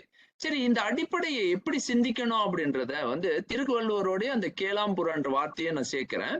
அதாவது அரங்கின்றி வட்டாடியற்றே அப்படின்னா, இங்க பாருங்க, இந்த செஸ் விளையாடுறாங்க. இந்த செஸ்ல வந்து இவர் எது செஞ்சாலும் எது தப்பு எது சரின்னு யாருனாலையும் சொல்ல முடியுமா? சொல்ல முடியாது. ஏன் சொல்ல முடியாது அப்படின்னு நீங்க பாத்தீங்கன்னா, இங்க நீங்க பார்க்கக்கூடிய அந்த சதுரங்கத்துல என்ன இல்ல? சதுரங்கத்தினுடைய அரங்கு இல்ல. அரங்குனா பவுண்டரிஸ். அந்த பவுண்டரியே இல்ல. நீங்க பவுண்டரி வைக்காம இது சரி இது தப்பு அப்படின்னா ரூல்ஸே எஸ்டாப்ளிஷ் பண்ணல. அதாவது அங்க இருக்கக்கூடிய நியதிகளையே என்ன அப்படின்னு நாம பார்க்காமல் நாம வந்து இது சரியில்லை அது சரியில்லைன்னு பேசுறது சரியாகுமா? அப்ப அததான் ஒரு அழகா திருவள்ளுவர் சொல்றாரு, அரங்கின்றி வட்டாடியற்றே. ஐயா, நீ என்ன பேசுறன்னா உனக்கு எது லிமிட்டேஷன், எது உன்னுடைய கட்டுப்பாட்டு, எது கட்டுப்பாடு எது கட்டுப்பாடு இல்ல, அந்த கட்டுப்பாடுகளினுடைய விதிகளை நீ புரிந்து கொண்டாயா, எந்த கட்டுப்பாட்டில் இருந்து நீ பேசுகின்றாய் அப்படின்னு. இதுதான் வந்து மெய்கண்டார் ஆரம்பத்திலே சொல்றாரு. தம்மை உணர்ந்துனா நீ என்ன உணர்ந்துட்ட, எதை உணரணும், உனக்கு என்ன கட்டுப்பாடு இருக்குன்னு உனக்கு தெரியுதா அப்படின்னு கேக்குற. அப்போ உங்களை நம்ம எப்படி வந்து உள்ளே ஆழமாக நம்ம உள்ளே நுழையும் பொழுது அவர்கள் எப்படி நம்மோடு உறவாடுகின்றார்கள் பாருங்க. எங்கே நம்மளுடைய வரம்பு? அப்ப வரம்பை பற்றி முதல்ல வரம்பு நிறுத்திய பின்பு நாம அதனுடைய விளக்கங்களை சொல்லும் பொழுது, ஆமாம் இதனால் இது அப்படின்ற அந்த லாஜிக் ஏரணத்தை நம்மால் புரிந்து கொள்ள முடிகின்றது.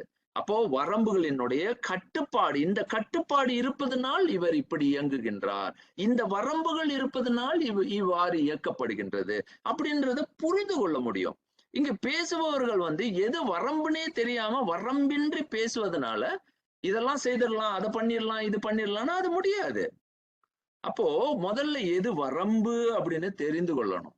வரம்பை தெரியாமல், வரம்பை அறியாமல் நாம் வந்து என்ன பேசக்கூடாதுன்னா வரம்பு மீறி பேசக்கூடாது.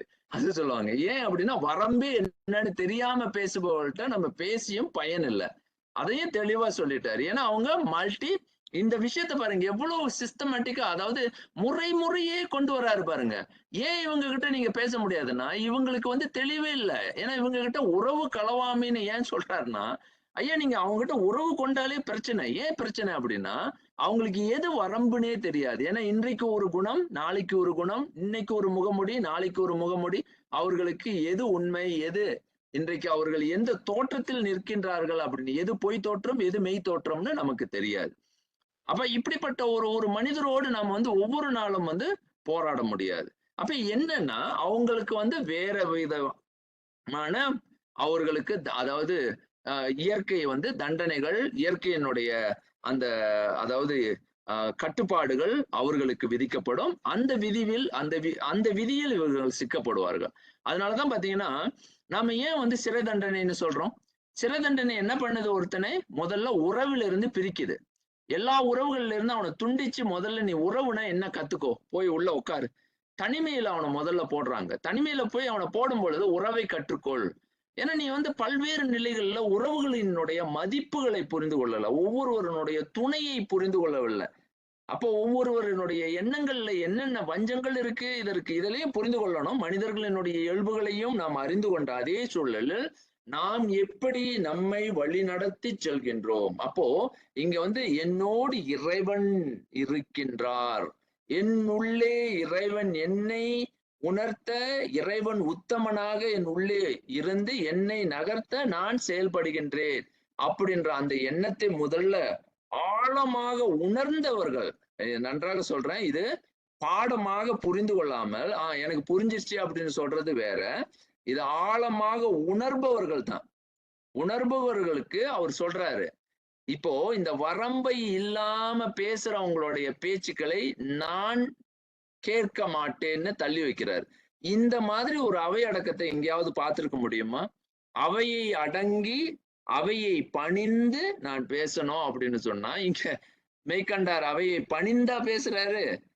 அவரு பணிந்து பேசுவதனுடைய முறை எப்படி இங்க இருக்கு அப்படின்னா, இறைவன் உணர்த்த, இறைவனை உணர்ந்து கொண்டு உணர்வின் வெளிப்பாடாக இறைவன் நிற்க, அந்த இறைவனுடைய திருச்செயல்களை யாராக இருந்தாலும் ஒத்து அறிபவர்கள் நான் சொல்லுகின்ற அந்த உண்மையை புரிந்து கொள்வார்கள்.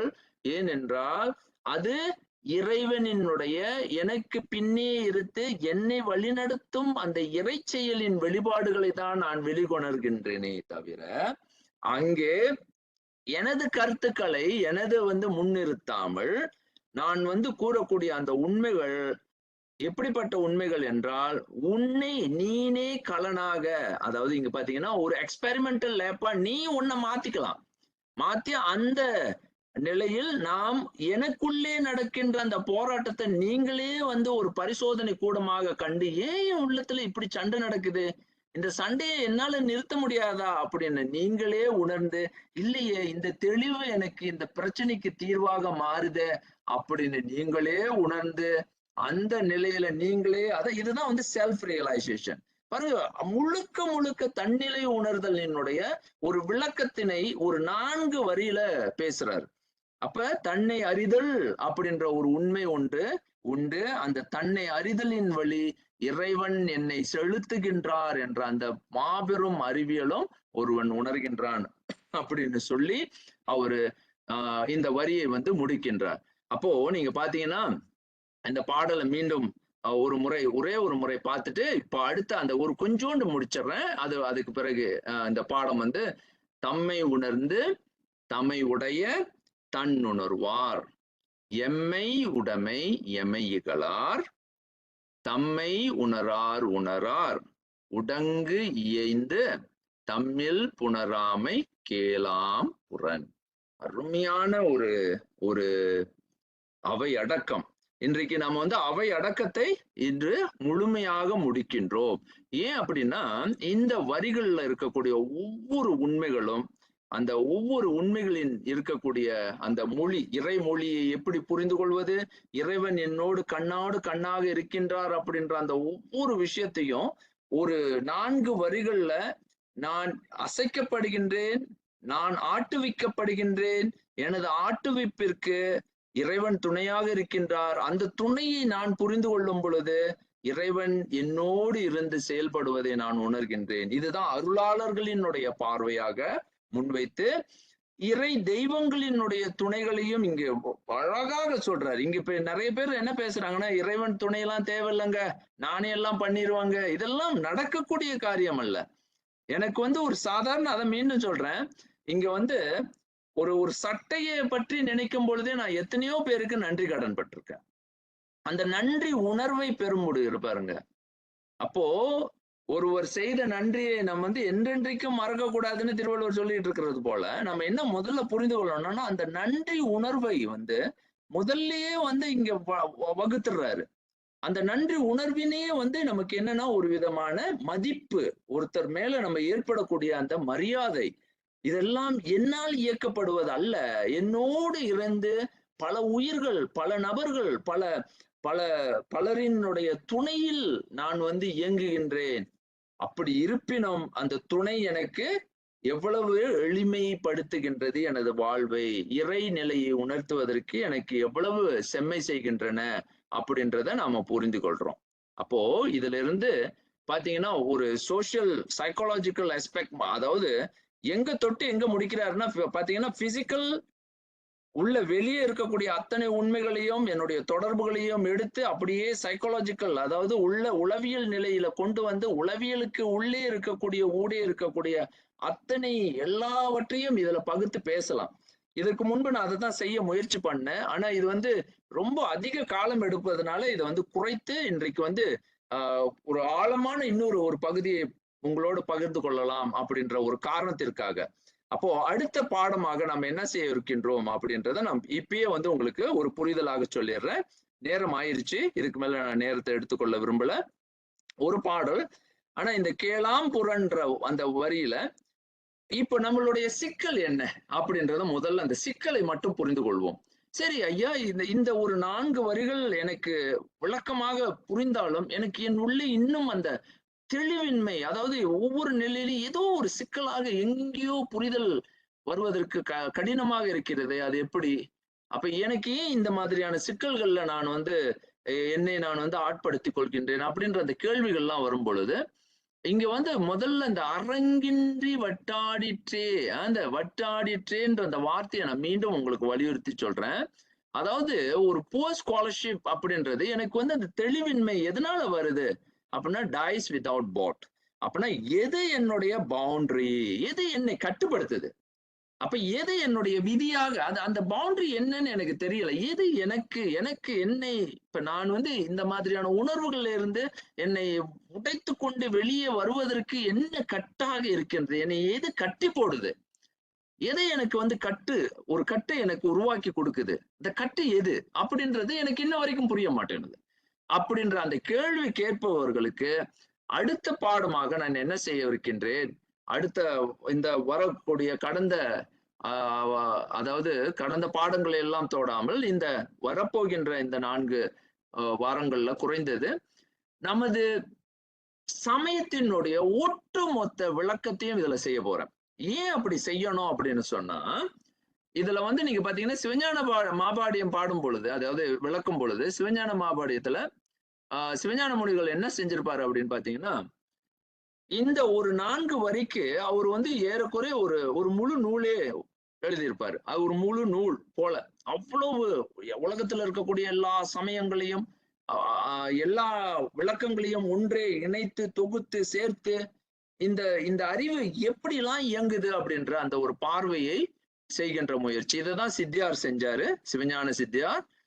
பரபக்கம் சுபக்கம் அப்படின்ற சிவஞான சித்தியாரில் செய்திருக்கின்றார். அதே தான் நம்ம இங்க செய்ய போறோம். இப்ப என்ன பண்ண போறோம்னா ஒரு புதிய ஒரு அணுகுமுறையில எல்லா நிலைகள்லயும் நமது சமயம் என்பது மூலத்திலிருந்து வெளியே எடுத்துட்டு வர போறோம். மூலத்திலிருந்து மிக மூலத்திலிருந்து செல்ல போறோம். அப்படின்னா இங்க இருக்கக்கூடிய நமக்கு இருக்கக்கூடிய கருத்து வேறுபாடுகள் அத்தனையும் நம்ம தகர்த்து எறியணும் அப்படின்னு சொன்னா, இன்னைக்கு பாத்தீங்கன்னா ஒருத்தர் ஒரு கருத்து சொல்றார், இந்த கருத்து சரியா, இந்த கருத்து சரியா அப்படின்லாம் கேட்கிற அந்த நிலைப்பாட்டில இருந்து முதல்ல வெளியே வரணும். அதுக்கு என்ன நமக்கு தெரியணும்? முதல்ல வந்து நம்மளுடைய சமயம், அதாவது இந்து சமயம் என்பது இந்த ஒட்டுமொத்த நிலைகள்ல இந்து சமயம் என்பது என்ன, வேத மரபு என்பது என்ன, ஆகம மரபு என்பது என்ன, தமிழ் இவை இரண்டையும் இணைத்த தமிழ் மரபு என்பது என்ன, இது எல்லாம் முழுமையாக புரிந்து கொண்டாலே ஒழிய நம்மால் வந்து இதுல இருந்து இந்த சிக்கல்கள்ல இருந்து வெளிப்பட முடியாது. அதனுடைய தத்துவங்கள் எங்கே வேறுபடுகின்றன, எங்கே வந்து ஒத்து செல்கின்றன, உலக இதுல வந்து அரங்குல நம்மளுடைய சிந்தனை எப்படி செலுத்தப்படுகின்றன அப்படின்ற அந்த அந்த சிந்தனைகளை வந்து நம்ம புரிந்து கொண்டால்தான் இந்த இந்த அரங்கை நம்ம உருவாக்கணும். இந்த அரங்கு நமக்கு ஒழுங்காக தெரியவில்லை என்றால் நம்மால் என்ன விளையாட்டு நம்ம விளையாண்டாலும் அதனுடைய உண்மையை நம்மால் முழுமையாக புரிந்தே கொள்ள முடியாது. அப்ப விதி விலக்குகள் எங்கே இருக்கின்றன, ஏன் இருக்கின்றன, அரங்கு என்ன, அந்த அரங்குக்கு போவோம்.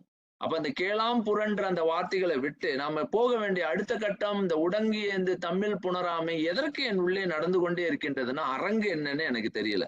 நான் எந்த அரங்குல விளையாடுகின்றேன் அப்படின்ற எனக்கு விளையாட்டு தெரியவில்லை அப்படின்ற அதுதான் வந்து இந்த திருவிளையாடலினுடைய நுட்பத்தை நாம் இங்க புரிந்து கொள்ளலாம். இப்ப இதனுடைய அந்த அடுத்த கட்ட ஒரு முயற்சியில நாம செய்யக்கூடிய ஒரு பெரிய விஷயம் என்னன்னா, நம்மளுடைய குழந்தைகளும் இதுல வந்து மிகப்பெரிய அளவுல பாதிக்கப்பட்டு கொண்டிருக்கும் இந்த சூழல்ல ஒரே ஒரு கேள்வி, நாம் நிச்சயமாக இந்த கேள்விக்கு பதில் தேடாவிடில் நம்மால் வந்து இதுல இருந்து நம்மை நாம் விடுவித்துக் கொள்ள முடியாது, நம்மை வந்து இது அடுத்த நிலைக்கு செலுத்த முடியாது. அதுக்கு மெய்கண்டார், திருமந்திரம் இப்படிப்பட்ட மிகப்பெரிய நம்மளுடைய சமய நூல்களினுடைய ஒரு அந்த மகத்தான செயல்களை நம்ம வந்து புரிந்து கொள்வதற்கு இது எவ்வளவு துணை செய்ய போகுதுன்னு பார்க்கலாம். பல மதங்கள் உள்ளன, ஆனால் கடவுள் ஒருவர். இது எல்லோருக்கும் புரிந்த ஒரு உண்மை. உலக நிலையில நமக்கு எல்லாருக்கும் அது புரியுது. கடவுள் ஒருவர் தான்.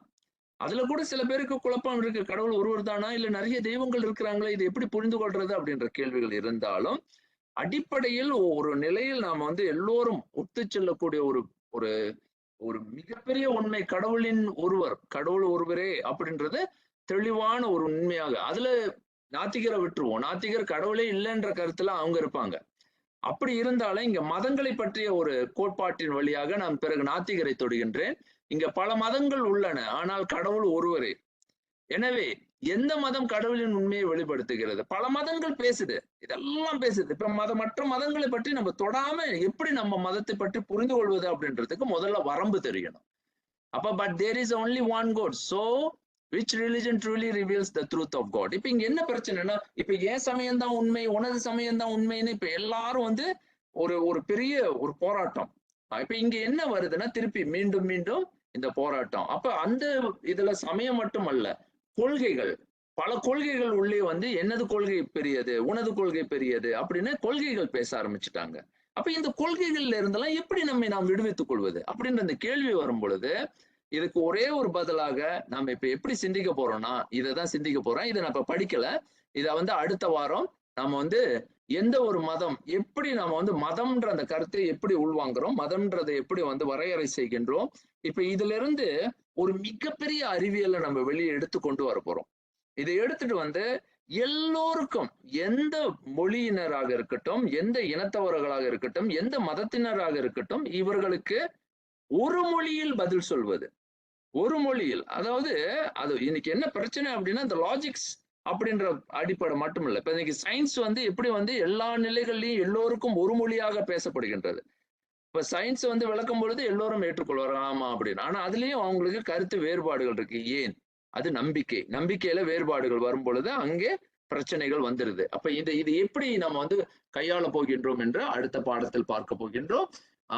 அதனால இதுவரை மிக பொறுமையாக இந்த பாடத்தில் கலந்து கொண்டு இந்த சிவஞான போதத்தினுடைய ஒரு முதல் பகுதியை, அவை அடக்கத்தை, அவை அடக்கம் என்று அந்த மிக மிக அடக்கமாக, எப்படி பாருங்க, ஒரு அடக்கமாக இவ்வளவு பெரிய உண்மையை நமக்கு உணர்த்துகின்றார். அதன் நீ உள்ளார்ந்த முறையில மீண்டும் மீண்டும் படித்து பார்த்தீர்களானால், இவர் அடக்கமாக ஒரு மனிதனுடைய ஒரு உள் ஆளுமையை எப்படி வெளிக்கொணர்வது அப்படின்ற அந்த முழுமைத்துவத்தை எவ்வளவு அழகாக விளக்கி நிற்கின்றார் ஒரு சிவஞான போதத்தினுடைய மெய்கண்டார் என்று பார்க்கலாம்.